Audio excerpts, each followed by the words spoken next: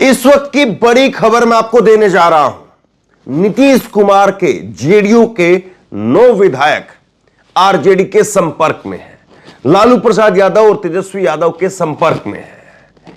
और बिहार में क्या शायद इसीलिए लंबा वक्त लिया गया बहुमत हासिल करने के लिए, या लंबा वक्त दिया गया बहुमत हासिल करने के लिए।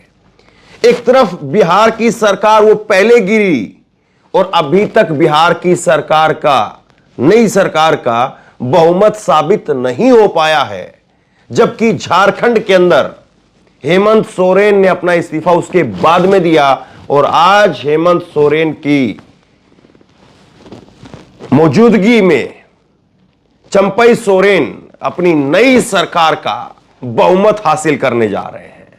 कांग्रेस और जेएमएम आरजेडी यहां पर भी एक विधायक के साथ में गठबंधन में है, वो बहुमत हासिल करने जा रहे हैं और हेमंत सोरेन भी पहुंचेंगे, हेमंत सोरेन को भी लाया जाएगा। इस वक्त हेमंत सोरेन वो ईडी की हिरासत में है, ईडी ने उनको गिरफ्तार किया हुआ है।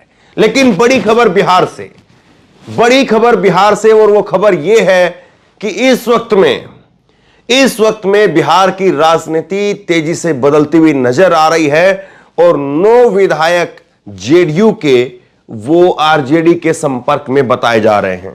खबर आप ये भारत समाचार की देखिए और भारत समाचार ने इस खबर में सीधे तौर पर सूत्रों के हवाले से जिक्र करते हुए कहा है कि सूत्रों के मुताबिक जेडीयू के 9 विधायक आरजेडी और कांग्रेस के संपर्क में हैं। कांग्रेस सूत्रों का कहना है कि इसीलिए नीतीश के बाद सरकार बनाने के बाद भी हम झारखंड में 5 तारीख यानी आज 5 फरवरी को बहुमत साबित करने जा रहे हैं और नीतीश कुमार 12 तारीख को, एक हफ्ता बाद नीतीश कुमार का शपथ ग्रहण वहां पर बहुमत हासिल करने का फ्लोर टेस्ट होगा। नीतीश कुमार 12 फरवरी को नीतीश टाइम ज्यादा ले रहे हैं, टाइम काट रहे हैं क्योंकि उनके 9 विधायक हमारे संपर्क में हैं। तो ये बड़ी खबर, बिहार में जेडीयू के 9 विधायक आरजेडी के संपर्क में हैं। सूत्रों के हवाले से इस वक्त ये खबर सामने आई है और जरा सोचिए इस बात को कि कैसे ये पूरा खेला हुआ है। जयराम रमेश ने इसको लेकर के ट्वीट किया है। जयराम रमेश का ट्वीट आप देखिए। 28 जनवरी को नीतीश कुमार ने बिहार के सीएम पद से इस्तीफा दे दिया। तारीख ध्यान रखने, 28 जनवरी को ही नीतीश कुमार ने बिहार के सीएम के रूप में शपथ ले ली। उन्हें विधानसभा में अपने गठबंधन का बहुमत हासिल करने के लिए 12 फरवरी तक का समय दिया गया। मतलब उसी दिन इस्तीफा हुआ और चंद घंटों में, चंद मिनटों के बाद में शपथ भी हो गई और बहुमत साबित करने के लिए 12 फरवरी तक का समय मिला। यानी करीब करीब 15 दिनों का समय वो नीतीश कुमार को मिला। दूसरी तरफ आप देखिए, 31 जनवरी को हेमंत सोरेन ने झारखंड के सीएम पद से इस्तीफा दिया। यानी नीतीश कुमार से 3 दिन बाद में 31 जनवरी को इस्तीफा दिया और उसके 3 दिन लग गए। 31 जनवरी को इस्तीफा देने के बाद में 3 दिन लग गए। 2 फरवरी को चंपई सोरेन की शपथ हुई, जब पूरी दुनिया में, देश में नहीं बल्कि पूरी दुनिया में इस बात को लेकर के सवाल खड़ा हुआ कि कैसे बिहार में चंद मिनटों के अंदर इस्तीफा और शपथ हो गई और यहां पर 3 दिन लग गए। इस बात को लेकर के सवाल खड़े हुए। 2 फरवरी को चंपई सोरेन ने झारखंड के सीएम के रूप में शपथ ली और उन्हें झारखंड विधानसभा में अपने गठबंधन का बहुमत साबित करने के लिए 5 फरवरी तक का समय दिया गया। एक तरफ 15 दिन मिले और एक तरफ बहुमत साबित करने के लिए यहां पर 3 दिन मिले। देश में सब कुछ चंगा सी, सब कुछ अमृत काल में, अमृत महोत्सव मन रहा है। बीजेपी जहां पर है वहां पर 15 दिन का समय, कांग्रेस और विपक्ष जहां पर है वहां पर 3 दिन का समय। G2 यानी प्रधानमंत्री और गृह मंत्री को लगता है कि वो बिहार की तुलना में झारखंड में हॉर्स ट्रेडिंग तेजी से कर सकते हैं, लेकिन उन्हें बड़ा झटका लगने वाला है।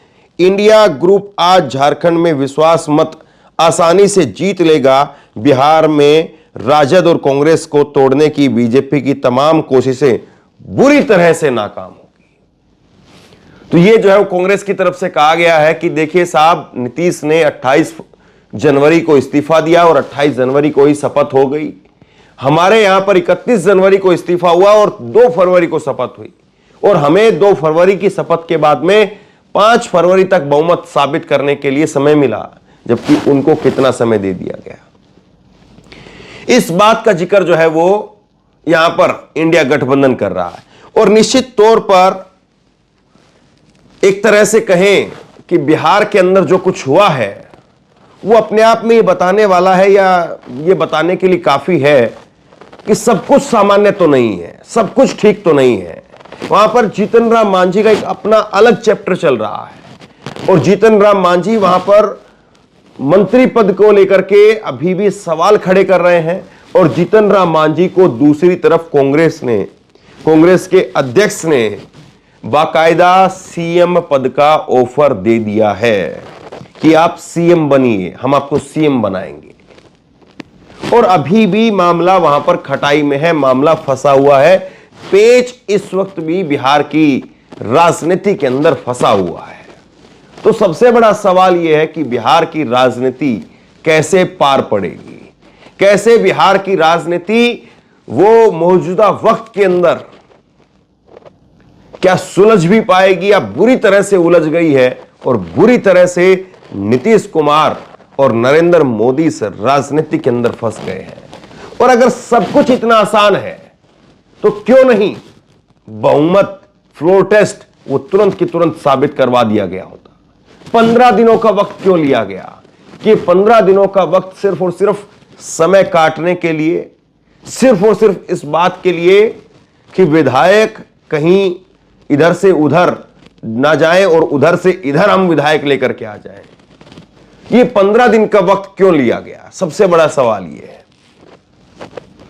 और अगर सीटों के लिहाज से अगर आप देखेंगे, अगर 9 विधायक जो बताए जा रहे हैं, बिहार में जो गणित है, बिहार विधानसभा का गणित, वो क्या कहता है जरा देखिए।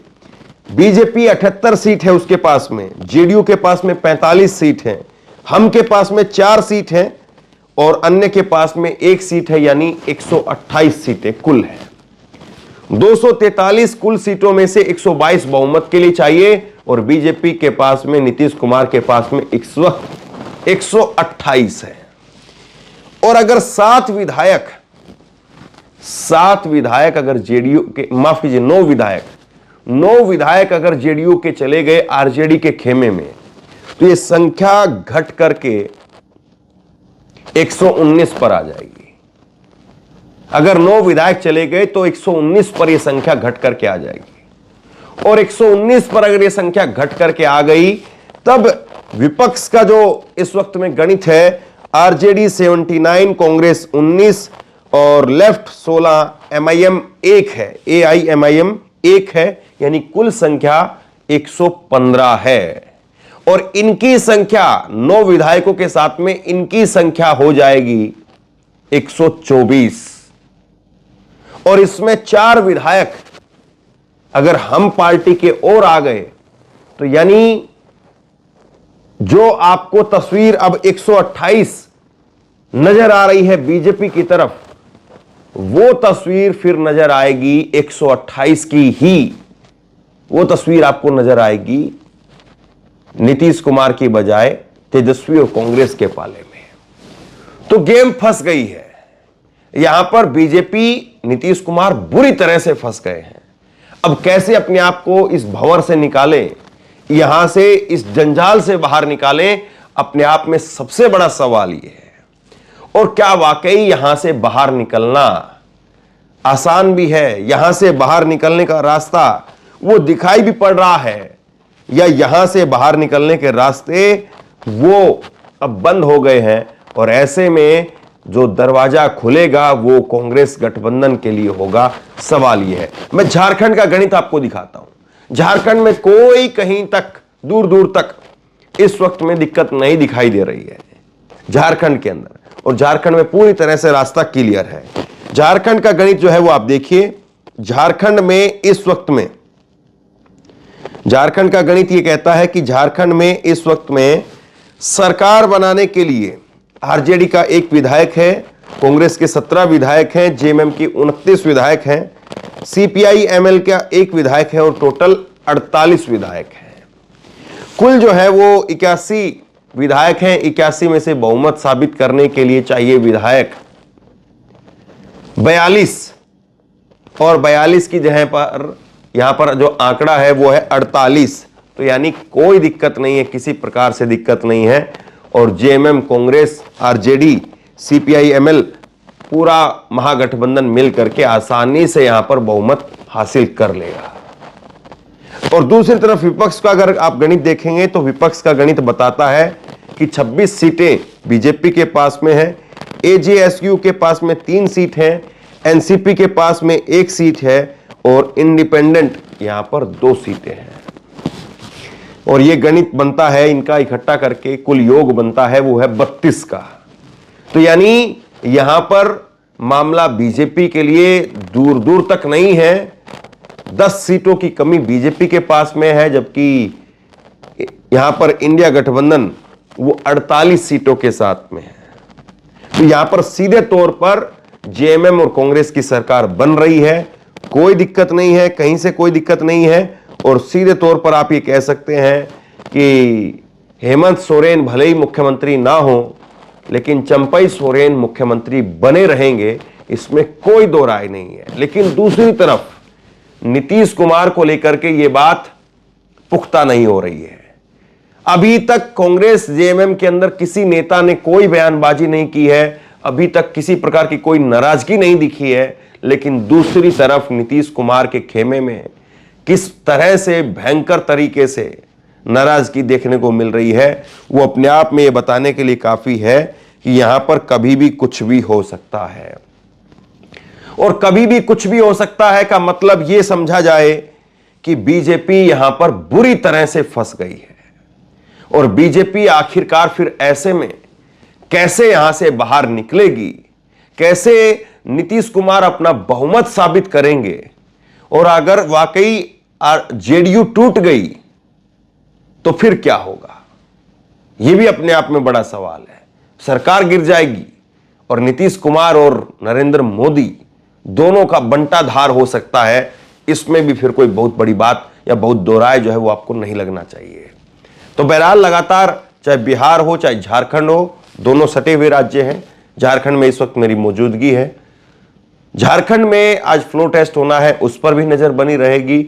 और बिहार में बदलते हुए राजनीतिक हालात पर बहुत पैनी नजर जो है वो मेरी बनी हुई है इस वक्त में। और वहां पर जैसे जो भी अपडेट निकल करके सामने आता है तुरंत मैं आपके पास में लेकर के आऊंगा। आप बताइए कि वाकई बिहार में बीजेपी के लिए सब कुछ चंगा सी या बीजेपी फंसी हुई है, और झारखंड में सरकार बनाने में कुछ दिक्कत होगी या नहीं। नीचे कमेंट बॉक्स में अपनी राय लिख करके जरूर बताइए। इस वीडियो को खूब शेयर कीजिए, लोगों तक पहुंचाइए। और इसी तरह की तमाम खबरों के लिए ऑनलाइन न्यूज इंडिया को सब्सक्राइब कीजिए। साथ में जो बेल आइकन है घंटी उसको जरूर दबाइए, ताकि जैसे कोई खबर अपलोड करें उसकी नोटिफिकेशन सीधे सबसे पहले आपको मिल सके। अगर ये वीडियो फेसबुक पर देख रहे हैं तो फेसबुक पर हमारे पेज को लाइक कीजिए, फॉलो कीजिए और इस खबर को शेयर कीजिए। आपका बहुत बहुत धन्यवाद।